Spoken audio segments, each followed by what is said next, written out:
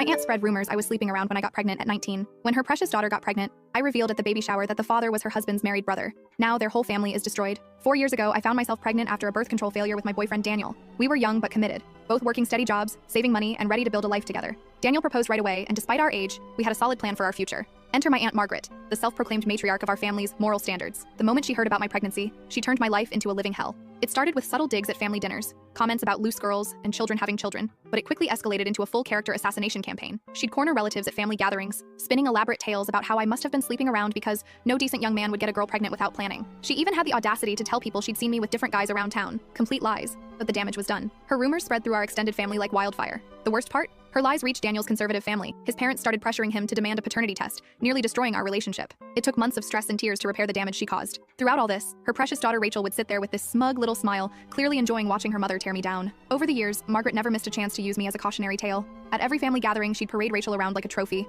bragging about her perfect grades, her proper boyfriend from a good family, and how she was doing things the right way. Rachel ate it up, adding her own little jabs about how she'd never end up like some people. Fast forward to 2 months ago. Rachel announced she was pregnant, and Margaret went into full grandma mode. She immediately started planning the most extravagant baby shower our town had ever seen. The whole time, she kept making these pointed comments, comparing Rachel's blessed event to my youthful mistake. Then came the twist of fate I never expected. My friend Nina, who works at the country club where Margaret's family are members, sent me a photo that made my jaw drop. It showed Rachel in a very intimate embrace with Vincent, Margaret's brother-in-law. Yes, Rachel's married uncle. I sat on this information for days, watching Margaret and Rachel continue their holier-than-thou act. Rachel had told everyone her boyfriend was away for work, a convenient story no one questioned because, after all, she was the good one. Every time I saw Margaret at family functions, she'd make some snide comment about my past, completely oblivious to her daughter's secret. The baby shower was exactly as over-the-top as expected. 50 women from Margaret's social circle, all gathered in her pristine backyard, sipping champagne, except Rachel, of course, and celebrating this perfect pregnancy. Margaret was in her element, making her usual speech about how wonderful it was that Rachel had waited until she was ready and done things the right way. That's when I decided enough was enough. During the gift opening session, when Rachel was cooing over some overpriced baby outfit, I stood up.